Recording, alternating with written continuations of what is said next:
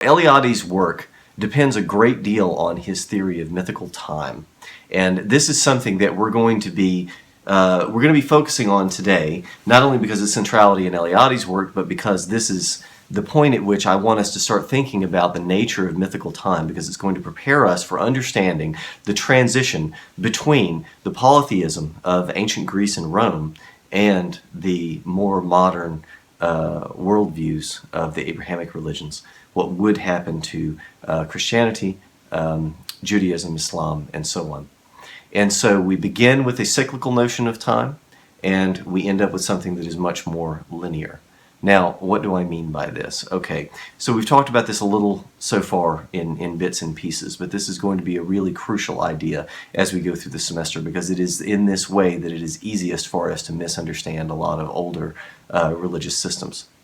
The cyclical notion of time is one that is fundamentally archetypal.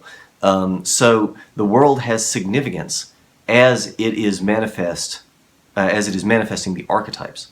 And so as we return to and participate in those archetypes, then the world has significance and meaning, but the individual, the particular contingent existing things that we see all around us, pale in comparison and indeed are virtually nothing in compared to the archetypes. So the archetypes have meaning, and they give the particular examples meaning that they otherwise would not have. In other words, historical geniuses and particular people, particular things, don't have significance in and of themselves. They only have significance insofar as they participate in the eternal, in the divine, in the archetypal. These are all the same things. So the divine creates outside of time, exists outside of time, and is archetypal, so the meaning of the world is something that exists outside of time, transcending life and death, contingency, temporality in all its forms, and the particulars of the world, the particular people that we know, the things that we know, all of these things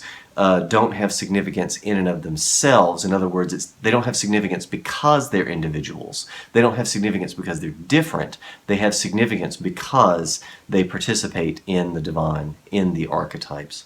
And so this is what the myths and the rituals do for us in Eliade's view, that the myths carry us over. They affect a transposition, a transportation of profane space into sacred space, and profane time into sacred time. And so insofar as someone participates in a religious ritual, they are then participating in and living in sacred time. And so this is a connection of the prosaic, mundane, profane world with the world of the divine, the eternal, the world of meaning. And so the meaning is given to the world by connecting it with the archetypes. Now, Eliade calls this in illo tempore. In illo tempore, or illud tempus, refers to, it means in that time. And that time is mythical time. And that time is a time outside of time. So it is a sacred time rather than a profane time. So while we think of profane time in terms of the life and death and contingency of individuals and things, the realm of desire and whatnot, the sacred space and the sacred time is the one of the divine, of the archetypes, of the gods. That's where the significance is.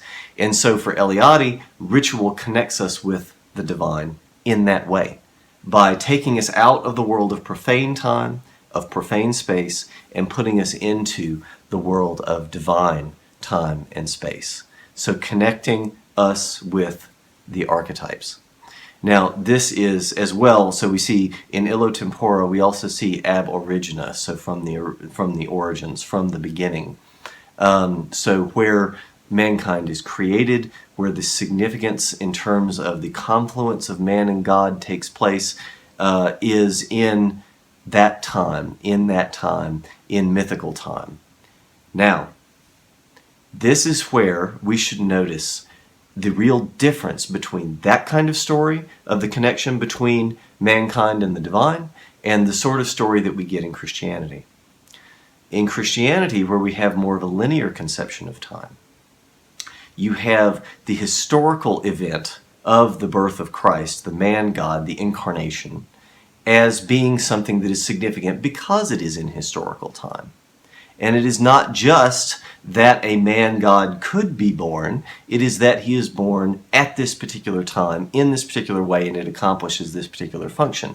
And so here we see, because Christ is fundamentally the archetype of transformation of the divine and the profane. So the meeting place of the sacred and the profane in Christianity is Christ. And that this is connected to a historical event, something that is located in time, signals to us a significant departure from the traditional society's archetypal, cyclical view of the universe and of time. So, in a very real sense, trying to translate the Christian message of the Incarnation and the significance of the Incarnation from its linear notion of time into a traditional society which uses an archetypal, a cyclical notion of time is very difficult. We're talking about a very fundamental piece of one's worldview in discussing this.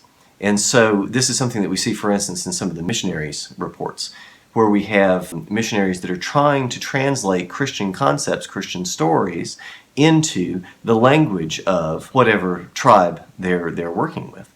And so frequently what we see here is a real meeting of cyclical and linear time. And trying to translate those concepts often doesn't work very well. It's very difficult to translate those concepts. It's very difficult to try and make someone who is accustomed to thinking and naturally thinks in terms of cyclical notions of time, it's very difficult to try and get them to think in terms of linear time in the way that we do. The more fundamental elements of worldview that we're trying to address, in other words, the greater the fundamentality, the harder it is to try and make yourself understood to someone who is in that worldview. So this is a more fundamental difference. It's going to be harder to translate one society's mids or anything into the other. And correspondingly, more superficial differences, we're going to see something that is much easier to translate those things from one into the other. And by the way, this is where we see significant doctrinal disputes, because fundamentally a doctrinal dispute between religions is something that can only really happen between religions that can understand each other.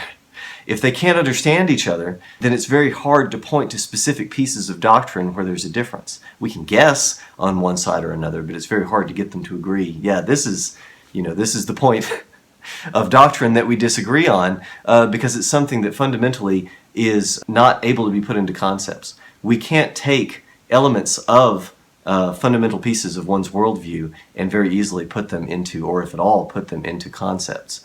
And so we see doctrinal disputes with religions that are the most like each other, which is ironic in a certain regard. So where we see the bloodiest conflicts in religion, frequently we see the greatest similarity in those religions. Something to keep in mind when we're thinking about religious history. And it's something amusing to keep in mind and perhaps provocative with respect to trying to understand some of the struggles that we have. I throw it out there as an idea. So, one of the other significant things that Eliade talks about is the New Year's rituals. And these are particularly significant because if you think about what happens within the span of a particular year, there are obvious changes in most places, right? Where you have different seasons that distinctly feel different. They accomplish different things, especially for agricultural people, where you have a different crop growing cycle. And so your harvest celebrations are going to be associated with a certain kind of myth. Your planting is going to be associated with another kind of myth, your birth stories and the like. So it's not coincidence, for instance, that we see birth stories, for instance, Easter, being told around the time that you would see planting and the beginnings of the growth of plants and that sort of thing. And then where we see something more like Halloween and festivals of death alongside harvest. Not a coincidence. Now, how much to make of that is hard to say, but suffice to say the timing within the year is certainly significant. Now, the harvest cycles are one thing to notice. We also see, of course, cycles of life and death, cycles of waking and sleeping, eating, and so on. Menstruation, the sun going up and down, the moon passing through its cycles. All of these things happen within the span of a year, with the exception, of course, of life and death of people, where we live longer than a year. But nevertheless, the year is very significant. And the year is something that in some significant measure encapsulates a lot of the archetypes. So a lot of them run their cycle for individual manifestations within the context of a particular year. And so the regeneration that's accomplished, and this is what Eliade is going to point to with respect to rituals associated with New Year's celebrations, is the regenerative, the reinvigorating aspects of the rites in terms of literally giving life or sustaining life to the universe. So we are recalling by transporting people from profane time to sacred time and involving them in a very real sense in the creation of the world. So the world is recreated each year, and it is re-imbued with life and significance and meaning. And so in a very real sense, the world receives its meaning, its creation once again, and the entire world is recreated, including some of the gods, perhaps, as we see, the gods that are born and die and that sort of thing. This is a commonplace in religion. Especially for gods that are associated with particular crops, you know. So you've got a corn maiden that is born and dies, and just as the corn does. This happens within the space of a particular year, and the rituals, according to Eliade and others, serve to transport us into that mythical time and to imbue things with significance, allow us to participate in the divine in a substantive fashion, not just an analogous fashion, and make us part and parcel of the creation of the world. So this is characteristic of archetypal, cyclical notions of universe and time. Now, Eliade is going to argue that Christianity and the other religions have not entirely lost this notion of a cyclical conception of time. And in fact, this is one of the things that we see with mysticism in Christianity. And we're going to see this particularly poignantly with Meister Eckhart in the 13th and early 14th centuries. But suffice to say, he recalls all the different elements in Christianity, beginning with Origen, the Origen with an E, the thinker, patristic thinker, and others who speak specifically towards something that is much more like an archetypal notion of time. And so his Christianity, in a very real and substantive sense, is one that diminishes the historical significance of particular events, including the birth of Christ. He says in one of his sermons, for instance, that what good is the birth of the Word in Christ if that birth does not also happen in me? And so there we see a very strong statement of let's not look at the historical significance of things so much as we look at the archetypal significance of individual life, transporting that individual life to the divine. So there's special flavors of it, and we'll get to how it is that that's different and significant and whatnot. But he was, and he's not an outside figure. This is someone who was a master of theology, one of the high-ranking officials in the Dominican order in the 13th and early 14th centuries, at a time when it was probably not a very good idea to speak strongly against the church. So we see some of these, what sound to us as though they're very extreme pronouncements, and something that is maybe very different than the Christianity that we're accustomed to hearing about today from the pulpit, but at the same time, this helps someone like Mircea Eliade to say that there are cyclical elements of Christianity and that these can be brought out in certain ways that do not have to conflict with orthodoxy.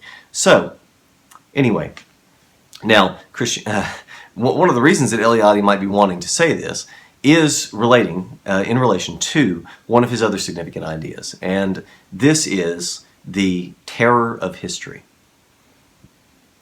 So for Eliade, he regarded linear time and our functioning in linear time as something that we do only really very badly, and it deprives things of meaning. And ultimately, a linear conception of time is one that we have a great deal of difficulty living with, that it doesn't work with us psychologically as well. And so, in other words, by saying that Christianity still has elements of cyclical notion of time, the archetypal, Platonic conceptions, philosophy, theology, and whatnot, which it certainly does. I mean, most of the church fathers in the early centuries were very Platonic. He's saying that Christianity can thereby be legitimate. So the terror of history for Eliade is one that strips legitimacy from a worldview and results in a situation of anxiety. And now with anxiety here, I'm recalling some other thinkers that we'll go into later in saying that the current situation in the world is one of worldlessness, to use Hannah Arendt's provocative term, where we are without a really meaningful and viable connection to the world, and that our worldview suffers from certain gaps that really create a tremendous dis-ease among people and result in a great deal of alienation and a lot of modern problems and this sort of thing. We saw a lot of this in the 20th century, well, really 19th century, especially beginning with someone like Marx and on from there, trying to explain what was wrong with the modern world. You know, some of the things, it seems like with technology they should be getting better, but in fact, in many cases, it's really been an explosion of all kinds of negative psychological impacts. And so you have people like Eliade almost being nostalgic, though not maybe in a Jean-Jacques Rousseau sort of fashion, for primitive or traditional societies, in saying that the cyclical notion of time really is much more psychologically sustainable for us, and it is much more possible for us to think in terms of a Platonic philosophy than it is to think in terms of a linear conception of time. This is going to be part of what informs Eliade's view. So I mention this as a vehicle to help us understand how he thinks, and not necessarily to offer this as the only possible perspective on the history of religion, because it certainly is not. And we're going to encounter others who speak differently. But suffice to say, that is one of the guiding principles by which he understands the history of religions.